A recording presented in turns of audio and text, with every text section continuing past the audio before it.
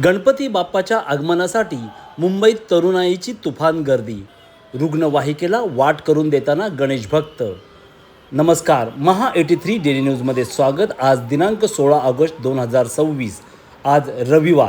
आज रविवार असल्याने मुंबईमध्ये गणपती बाप्पाच्या आगमनाचा उत्साह मोठ्या प्रमाणात पाहायला मिळाला.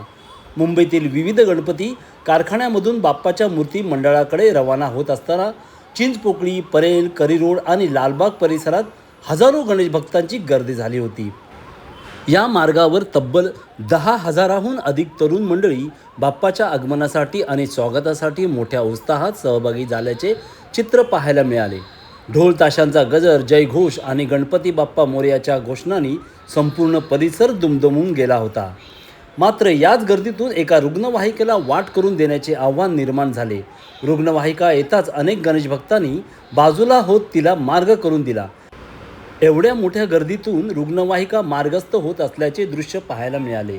या संपूर्ण परिस्थितीत मुंबई पोलिसांनी केलेल्या नियोजनाचे आणि बंदोबस्ताचे विशेष कौतुक करावे लागेल. पोलिसांनी चौकाचौकात बंदोबस्त ठेवून वाहतूक व्यवस्थापन केले आणि रुग्णवाहिकेला गर्दीतून सुरक्षितपणे बाहेर काढण्यासाठी प्रयत्न केले.